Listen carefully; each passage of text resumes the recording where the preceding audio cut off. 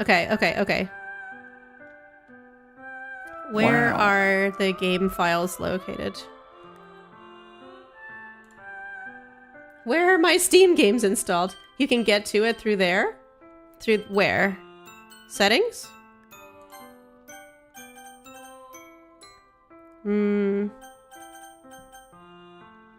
Right click in the Steam interface settings. Okay. In the Steam interface.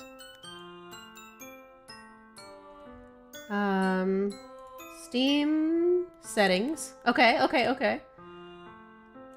No. Library? No.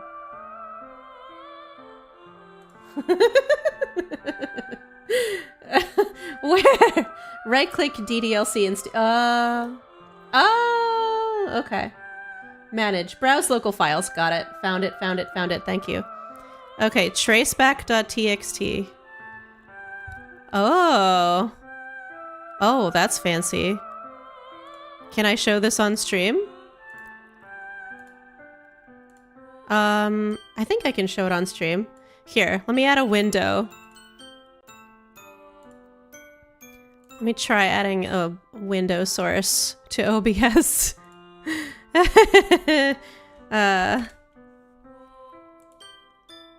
There we go.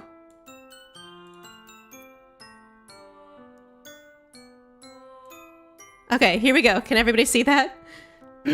All the DDLC files are stream safe? Okay. I'm sorry, but an uncaught exception occurred while running game code. Line 67 in script call, line 290 in script, line 260. Oh jeez, I didn't break anything, did I? Hold on a sec. I could probably fix this, I think. Actually, you know what? This would probably be a lot easier if I just deleted her. She's the one who's making this so difficult. Well, here goes nothing. Full trace back. Whoa. Okay, let's see. Oh geez, I didn't break anything, did I? Hold on a sec, I could probably fix this. Okay, so she did it twice? Who did this? This is Monica's work, isn't it? Because she knows it's a game. Is Monica trying to delete somebody? I don't know what any of this means. Joshi, what does it mean? What's line 307? There's only 29 lines in this document. Line 30. I guess there is no line 307. The top is the readout, the bottom is the full report. Okay, it probably was the code. It's fine though. Keep going. Okay. Oh, I just covered myself up. Whoops. All right. Okay, keep going. Keep going. What the hell? Is this a nightmare? It has to be. This isn't real. There's no way this can be real. Look at the CHR files.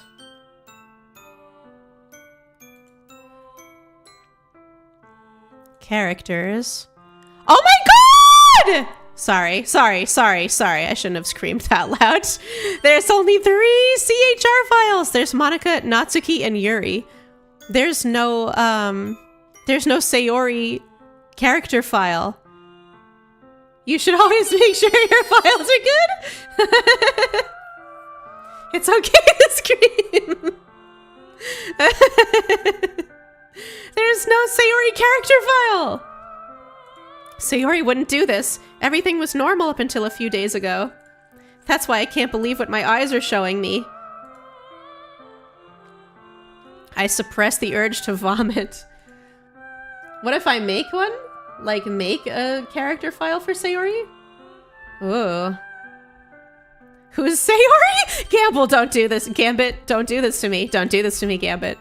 What do you mean, who's Sayori? Just yesterday, I told Sayori I would be there for her. Sayori is my childhood best friend. I told her I know what's best and that everything will be okay. Then why would she do this? How could I be so helpless? Rogue, stop it! Stop! Sayori is my childhood best friend. Sayori is my childhood best friend. Sayori is my childhood best friend. Oh my god. Thank you for following Neapolitan remake. What did I do wrong? Turning down her confession. That has to have been what pushed her over the edge. Her agonized scream still echoes in my ears. Why did I do that to her when she needed me the most? Why are you guys trolling me like that? Sayori is my childhood best friend. Why was I so selfish? This is my fault. My swarming thoughts keep telling me everything I could have done to prevent this. If I just spent more time with her, walked her to school, and gave her what I know she wanted out of our relationship, then I could have prevented this. I know I could have prevented this. Screw the literature club. Screw the festival. I just lost my best friend. Someone I grew up with. She's gone forever now. Nothing I do can bring her back. This isn't some game where I can reset and try something different.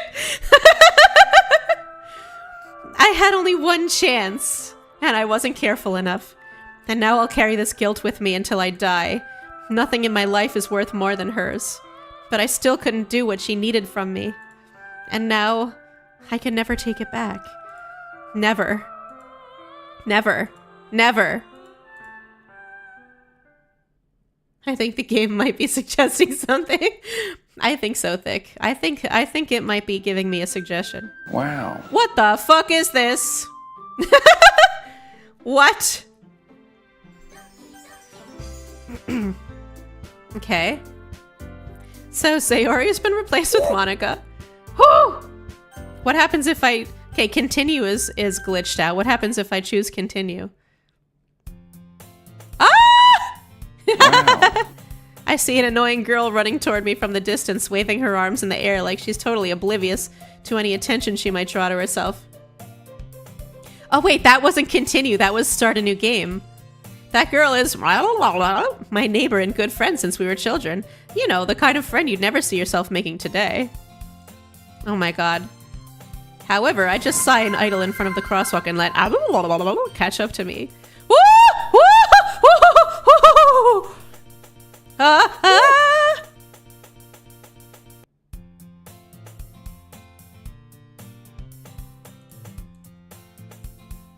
I've always walked to school alone! I always tell myself it's about time I meet some girls or something, but I have no motivation to join any clubs. I should try to load or try to save? Okay. Ah!